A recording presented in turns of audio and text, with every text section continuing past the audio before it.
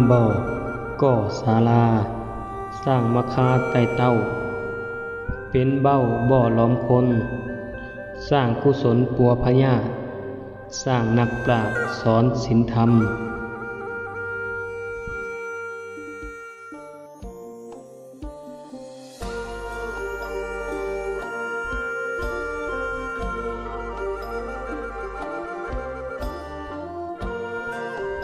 ขอน้อมไว้อะไรยิ่งแก่ดวงวิญญาณพ่อท่านใหญ่มหางอนดำรงบุญที่ได้ละสังขารแล้วในวันอังคารที่24มีนาคริสตศักราช2020พุทธศักราช2562รวมศิริมายุ91ปี70พรรษาขอน้อมแสดงความเสียใจกับการสูญเสียผู้นำพระพุทธศาสนาผู้เพียบพร้อมด้วยคุณธรรมจริยธรรมและศีลธรรมผู้เป็นบิดาแห่งพุทธบริษัทของปวงประชาชนลาวทั้งชาติข้าน้อยจะมาขอเล่าประวัติย่อของพระมหายอดแก้วมหาสังฆสุธรรมบดีรัตนมหาสังฆปโมกข์มหางอนดำรงบุญมหาเถรเจ้าประธานศูนย์กลางองค์การพุทธศาสนาสัมพันธ์แห่งสปป.ลาวเมื่อวันที่17ธันวาคมพุทธศักราช2558คริสตศักราช2015พระมหางอนดำรงบุญเกิดเมื่อวันที่10กุมภาพันธ์พศ2473พศ1930ที่บ้านนากะลาตาแสงนากะลาเมืองสองคอนแขวงสวรรณเขตถือกำเนิดในครอบครัวชนเผ่าลาวภูไทยบิดาชื่อเมฆเสียชีวิตปี1942มารดาชื่อสุยเสียชีวิตปี1964มีไอ้น้องร่วมพ่อแม่เดียวกัน11คนไอ้เอื้อยตั้งบิดา8คนเนี่ยท่านเป็นบุตรคนที่2ของครอบครัวดำรงบุญบรรพชาเมื่อพุทธศักราช2486คศ1943เนี่ยท่านบรรพชาเป็นสามเณรเมื่ออายุ13ปีในมื้อขึ้น7ค่ำเดือน6ปีพศ2486ที่บ้านนากะลาตาแสงนากะลาเมืองสองคอนแขวงสวรรณเขตโดยมีท่านจีกันตะสีโลเจ้าอธิการวัดศรีพิมพารามบ้านนากะลาเมืองสองคอนเป็นพระอุปชาอุปสมบทเมื่ออายุได้20ปีก็ได้เข้ารับการอุปสมบทเป็นพระภิกขุในพระพุทธศาสนาในวันที่14มังกรพุทธศักราช2493คริสตศักราช1950ที่พัทสีมา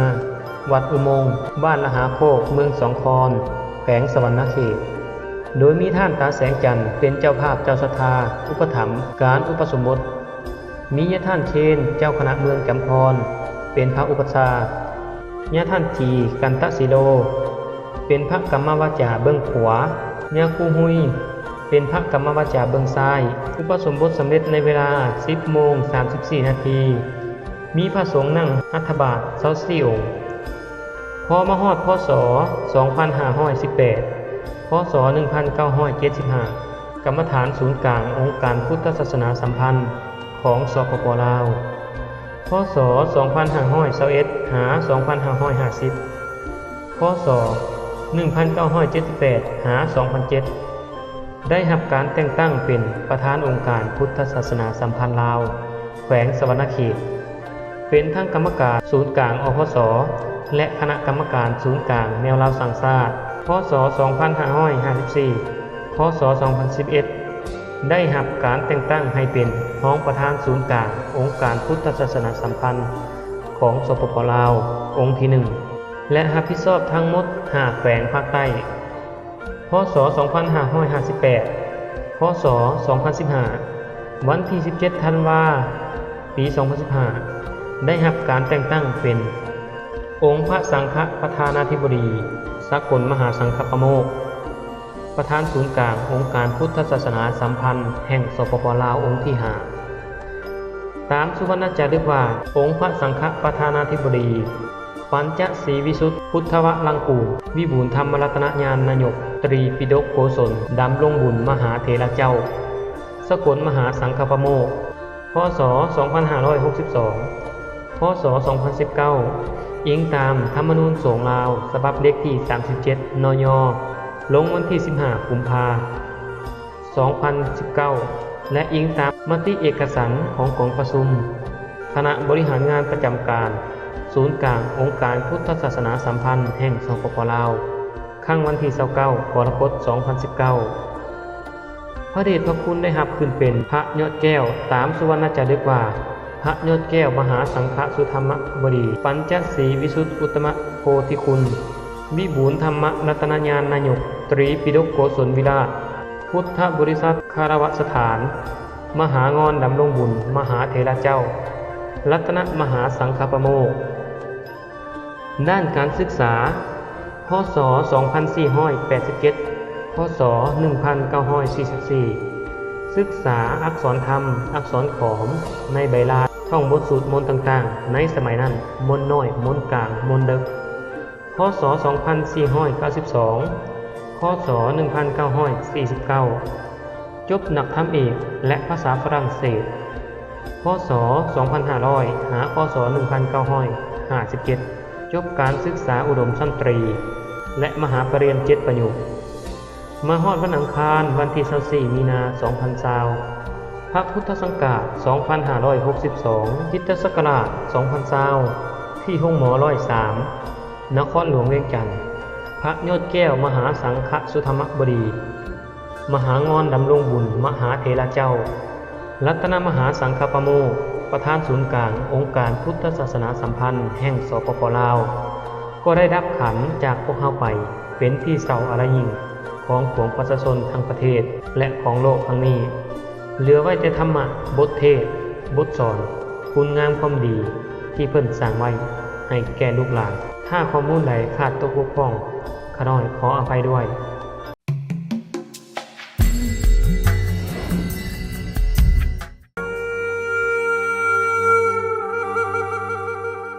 10 ผืนผ้า20 ผืนผ้าบ่ปานขาลายอ้ายขึ้นกาย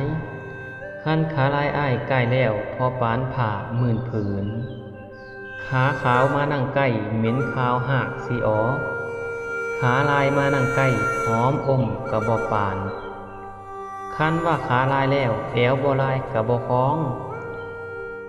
ต้องได้สักนกน้อยงอยแก้มตอดขี้ตาแพ้แล้ว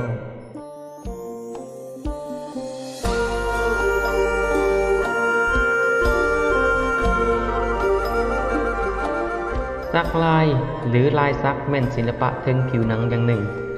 ซึ่งมันบ่ได้เป็นเพียงลายสักเท่านั้นแต่ยังมีหลายสิ่งหลายอย่างที่เสื่องซ่อนแอบแฝงอยู่ซึ่งเฮาเอิ้นว่าความเชื่อและค่านิยมความเชื่อหรือค่านิยมของการสักลายแม่นมีมาแต่สมัยดึกดำบรรพ์เป็นที่สังคมยอมรับกันทั่วไปเลยกลายมาเป็นค่านิยมในสังคมลาวมาจนถึงปัจจุบันนี้ต้นกำเนิดของการสักลายมี2 ยุคคือยุคแรกคือการระบายสีเพื่อเป็นสัญลักษณ์ของเผ่าหรือเชื้อชาติต่อมาได้กลายเป็นเครื่องประกอบเข้าใจความของผู้ชายว่าเป็นของเจ็บต้องเป็นผู้ที่มีความเข้มแข็งเท่านั้นเป็นการเปลี่ยนจากการเป็นเด็กกลายเป็นผู้ใหญ่พร้อมที่จะรับผิดชอบเรื่องนี้ใหญ่ต่อมายุคของการลงคาถาอาคมความหมายว่าแบกพระสูตรเป็นการย่อพระไตรปิฎกเป็นรหัสเพื่อย่านถึงทำลายภายหลังจึงมีการถอดรหัสยันต์เพื่อจดบันทึกพระธรรมคำสอนที่เป็นตัวอักษรย่อเช่นนะโมพุทธายะเพื่อหลีกเลี่ยงจากการทำให้พระธรรมในสมัยที่ศาสนาพุทธถูกคุกคามจากศาสนาอิสลามที่ประเทศอินเดียเพื่อจดจำจึงมีการย่อเป็นอักษรย่อแล้วบันทึกลงในผิวหนังของผู้คนและต่อมาจึงมีความเชื่อเรื่องการสักยันต์ว่าเป็นคาถาอาคมสามารถป้องกันภัยอันตรายต่างๆได้ในระยะต่อมาจึงเห็นว่าการสักลายมีความเชื่อในเรื่องของเวทมนต์กลคาถาเชื่อว่าฟันแทงบ่เข้าโดยเฉพาะพวกผู้ชายที่เป็นทหารการออกทัพจับศึกต้องมีการสักยันต์และคาถาซึ่งจะมีครูบาอาจารย์เป็นผู้ซักและลงยันต์ให้ ค่านิยมนั้นบ่เพียงแต่เป็นการซักเพื่อความคงเท่านั้นยังมีค่านิยมทางด้านความกล้าหาญพิสูจน์ถึงความเก่งกล้าและอดทนซึ่งไผกล้าหาญซักหรือหากไผเห็นลายซักของคนอื่นก็จะเกิดความย่านกลัวเกรงขามเหตุผลอีกอย่างหนึ่งแม่นมีความเชื่อว่าซักไว้เพื่อป้องกันผีสางนางไห้และศาสตรเวทต่างๆนอกจากนั้นยังซักเพื่อให้มีเสน่ห์ให้ผู้สาวสนใจเพราะสังคมในสมัยก่อนผู้หญิงจะรังเกียจคนที่บ่มีลายสักจึงเกิดมีคำเว้าที่สืบทอดกันมาจนถึงปัจจุบันนี้ว่าขาบ่ลายบ่ให้อาบน้ำห่มทาขาบ่ลายบ่ให้ย่างกายหน้าบ้านน้ำหมึกขาลายเอาไว้ใกล้ขาสาวน้ำหมึกขาขาวเอาไว้ตากผ้าอ้อม10 ผืนผ้า20 ผืนผ้าบ่ปานขาลายอ้ายขึ้นกายคันขาลายอ้ายใกล้แล้วพอปานผ้า10,000 ผืนซั่นแล้วลาวทั้งล้านนามักซักลายใส่ตนโตจนถึงพุงจึงถึกพวกสยามเรียกว่าลาวพุงดำส่วนลาวบ้านสร้างมักซักใส่แต่ขาจึงถึกเรียกว่าลาวพุงขาวลายที่นิยมกันซักเป็นลายม่อมลายลวงลายนกขุ่มลายดอกแหวนลายหนุมานการซักลายมีทั้งการคงเวทมนต์คาถาแก้วคงทั้งแสดงถึงความกล้าหาญอดทนสาวๆก็นิยมบ่าวขาลายจนมีคำกรกล่าวว่าขาขาวมานั่งใกล้เหม็นข้าวหากสิออกขาลายมานั่งใกล้หอมอมกับบ่ปานคันว่าขาลายแล้วแอวบ่ลายกับบ่คล้องต้องได้ซักนกน้อยง้อยแก้มตอดขี้ตาฉะนั้นบรรดาบ่าวทั้งหลายจึงพากันนิยมซักแม้นว่าจะเจ็บปวดปานใดก็ตามก็ต้องอดทนถึงว่าจะบ่ได้ซักเพื่อความคงก็ซักเพื่อหลีกเลี่ยงการเว้าขวัญนินทาติเตียนจากสังคมว่าบ่เป็นชายแท้ในสมัยโบราณนั้นหากชายจะถือเอาการตำหูเป็นมาตรฐานของหญิงที่คู่ควรเป็นคู่ชีวิตการซักหมึกก็คงจะถือเป็นมาตรฐานของชายที่คู่ควรเป็นคู่ชีวิตของหญิงเช่นกันบ่เพียงแต่ในสังคมตัวจริงเท่านั้นในวรรณคดีก็ยังได้จดบันทึกเรื่องราวลวดลายต่างๆในหลายเรื่องบ่ว่าวรรณคดีพื้นเมืองจนถึงวรรณคดีล้านสร้างโดยเฉพาะเรื่องพระเวสสันดรได้ส่องแสงถึงวิถีชีวิตและประเพณีความเชื่อของคนลาวได้เป็นอย่างดีหนึ่งในนั้นคือความเชื่อเรื่องการซักลายซึ่งได้ยกให้เห็นถึงความเชื่อและค่านิยมของการซักลายต่างๆตามผิวหนังและขาโดยเฉพาะแม่นพวกทหารที่มีจิตใจเด็ดเดี่ยวดังแสดงออกตอนหนึ่งว่าบางพ่องซักรูปสร้างใส่ในขาบางพ่องซักรูปฝาใส่ในแข้งบางพ่องซักคิ้วแต่งคอยนางบางพ่องซักรูปสิงมอมคอป้องบางพ่องซักท่องรูปลายดวงบางพ่องซักอกทวงมีหน้ารูปนักขราชเกี่ยวเกาะหางบางพ่องซักลายทำถ่ายรูปส่อฟ้าไก่เมืองแมนบางพ่องซักแขนดอกฟักแว่นนกน้อยคาบเหยื่อแล่นและหูตกยุงยางบางพ่องซักใต้คางคอป้องบางพ่องซักหูหนุมานองค์อาจหูพระบาทไทยนารายณ์จากบทกลอนข้างเทิงนั้นแสดงออกถึงความเชื่อและค่านิยมของคนลาวที่นิยมซักลายมาแต่โบราณกาลซึ่งลวดลายดังกล่าวนั้นยังเป็นที่บ่งบอกถึงความเชื่อของคนลาวเกี่ยวกับสิ่งศักดิ์สิทธิ์และการนับถือหน้าลวงเส้นบางพ่องซักทวงรูปลายลวงรูปนักขราชเกี่ยวเกาะหางสิ่งดังกล่าวเป็นการยืนยันว่าคนลาวมีต้นตระกูลนาคและนับถือนาคมาแต่สมัยโบราณจนกลายมาเป็นลายซักใส่ตามตนโตและบางลายยังถูกนำเอาไปตั้มเป็นผ้าที่สวยงามอีกด้วยซึ่งความเชื่อดังกล่าวนั้นจะปรากฏเห็นในสถานที่ต่างๆเช่นวัดวาอารามลายซักลายศิลป์เป็นต้นค่านิยมดังกล่าวก็ยังคงตัวมาถึงทุกมื้อนี้แต่ได้คาดเคลื่อนไปอีกมุมหนึ่งเช่นว่าผู้หญิงก็นิยมซักลายตามเฮือนห้างของตนซึ่งซักเพื่อเป็นศิลปะเป็นส่วนใหญ่สำหรับผู้ชายนิยมซักลายมังกรและรูปหนุมานใส่ลำตัวจนเต็มเพื่อแสดงถึงความเก่งกล้า แต่เบิ่งในแง่ผลลบแล้วเห็นว่าการสักลายเป็นอันตรายต่อผิวหนังของคนเฮาคือนอกจากจะเฮ็ดให้ผิวหนังเปื้อนแล้วยังอาจจะพาให้ผิวหนังติดเชื้อนำอีกผู้ที่สักลายควรคำนึงถึงอนาคตอันยาวไกลโดยเฉพาะอาชีพที่จะประกอบเพราะปัจจุบันหลายอาชีพแม่นจำกัดบุคคลที่มีรอยสักตามตนตัวสังคมยังมักเข้าใจว่าผู้ที่มีรอยสักล้วนแต่แม่นบรรดานักเลงอันธพาลเว้ารวมแล้วการสักลายเป็นศิลปะเทิงผิวหนังอย่างหนึ่งซึ่งเป็นทั้งความเชื่อและค่านิยมที่คนลาวนิยมสักกันมาแต่บูหานาการแล้วจากลายสักจะเห็นให้เฮาเห็นถึงนิสัยใจคอความหักค่านิยมความเชื่อและสีไม้ลายมือของคนลาวที่ได้รับการสืบทอดกันมาบ่เพียงแต่เท่านั้นเฮายังเห็นว่าลายที่คนลาวนิยมสัก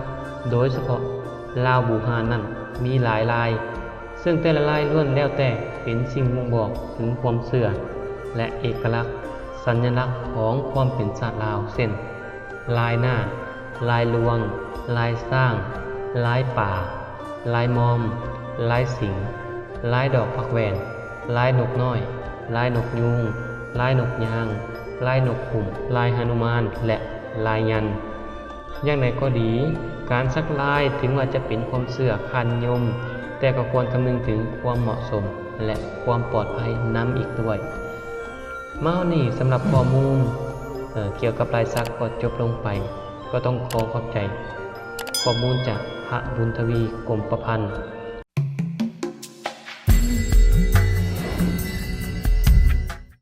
ما شاء الله سبحان الله الله أكبر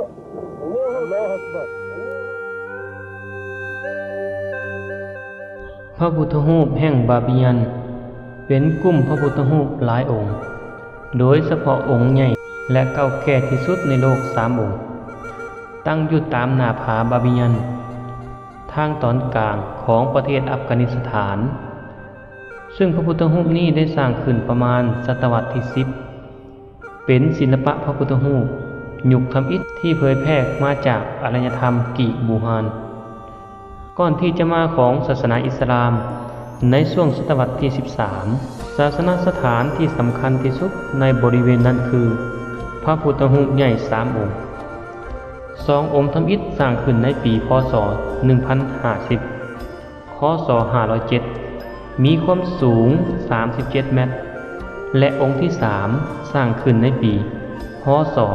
1907 ค.ศ. 554มีความสูง55 เมตรเป็นพระพุทธรูปแกะสลักในฝาผนังที่ใหญ่ที่สุดในโลกบรรดาพระพุทธรูปเหล่านี้ล้วนเป็นสีมือที่ปราณีตสวยงามอาร่ามไปด้วยทองคำและยิ่งใหญ่ที่สุดเป็นศูนย์รวมจิตใจของชาวพุทธทั้งหลายพระพุทธศาสนาได้เผยแพร่เข้ามาอัฟกานิสถานตั้งแต่สมัยพุทธกาลแล้วโดยกลุ่มสักยะที่หนีตายมาจากพระเจ้าวิทภูพะมีเจ้าชายองค์หนึ่งได้กินทองของเฮือนแล้วก็ตั้งถิ่นฐานอยู่แคว้นอุทยานทางตอนเหนือของอัฟกานิสถานในปัจจุบันและต่อมาหลังทุติยสังคายนาก็มีพระกุมมหาสังคีกะได้เผยแพร่พุทธศาสนาเข้ามาในบริเวณแคว้นนครหารซึ่งใกล้กับแคว้นคันธละทางทิศเหนือแต่2ยุคนี้บ่ปรากฏแน่ชัดในทางประวัติศาสตร์แต่พุทธศาสนาก็เจริญรุ่งเรืองมาตลอดจนได้พากันสร้างสิ่งที่ยิ่งใหญ่ที่สุดขึ้นชื่อว่าพระบาบิยันการเวลาผ่านไปหลายร้อยปีต่อมาชาวมุสลิมได้เข้ามาและฮุกฮานพระพุทธศาสนาจึงเสื่อมน้อยถอยลงไปเรื่อยๆและมีการทำลายพระพักตร์ของพระบาบิยันทั้ง2องค์แต่ในสมัยนั้นก็ยังมีผู้นับถือพุทธศาสนาอยู่หลักหมื่นสิทธิการแสดงออกของพวกเขาได้เพียงแต่นำเอาผ้าสีเหลืองน้อยๆผูกหางผมเปียสั้นๆเท่านั้นเองต่อมาในยุคตาลิบันเข้าปกครองประเทศเป็นเวลา5 ปีชาวพุทธต้องเผชิญและผ่านกับเหตุการณ์อันโหดร้ายลำบากกากำมีชีวิตรอดบ่พอเท่าใดคนชาวพุทธในอัฟกานิสถานก็ได้อพยพไปอยู่ประเทศเพื่อนบ้าน และลักลอบรักษาคัมภีร์พระไตรปิฎกพร้อมฟิล์มวิดีโอต่างๆไว้บ่เช่นนั้นพวกตาลิบันจะทำลายทั้งหมดและพวกเขาเหล่านั้นก็ปรารถนาอยู่ตลอดว่าอยากไปกราบสัมผัสกับพระบาบิยันจักครั้งในชีวิตเป็นที่น่าเศร้าสลดใจอย่างยิ่งหาฮู้บ่ว่าพระพุทธรูปบาบิยันกำลังจะถูกทำลายลงอีกบ่ดนนี้เองตั้งแต่900ปีที่ผ่านมาจนมาฮอดปีพ.ศ. 2552 พ.ศ. 1979 เมื่อโซเวียตนำทหารเข้าบุกโจมตีอัฟกานิสถานตามมาด้วยสงครามที่โหดร้ายและสิ้นสุดลงด้วยการระเบิดพระบาบิยันของกลุ่มตาลิบันในปีพ.ศ. 2554 จากการสำรวจได้มีการรายงานว่ากว่า 80% ของภาพตามฝาผนังถ้ำและพระพุทธรูปน้อยได้ถูกทำลายลงแล้วในเมื่อเดือนมีนาคม พ.ศ. 2554 พระพุทธรูปแห่งบาบิยันก็ได้ถูกรัฐบาลตาลิบันระเบิดทำลายลง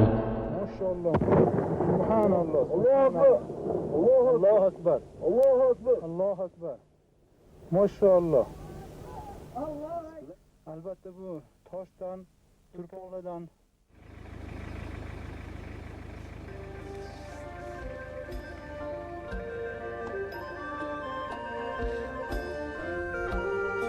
โดยอ้างเหตุผลว่าการเคารพรูปปั้นมันผิดหลักศาสนาอิสลามและภูมิประเทศแห่งนี้เป็นของอิสลามดังนั้นรูปปั้นนี้บ่ควรมีอีกต่อไปซึ่งระเบิดครั้งนี้มันส่งผลกระทบสะเทือนจิตใจคนทั่วโลกอย่างหาที่เปรียบบ่ได้บ่ว่าจะเป็นชาวพุทธหรือบ่ก็ตามต่างรู้สึกเสียใจเพราะศิลปะวัตถุสถานของบูฮานอันเก่าแก่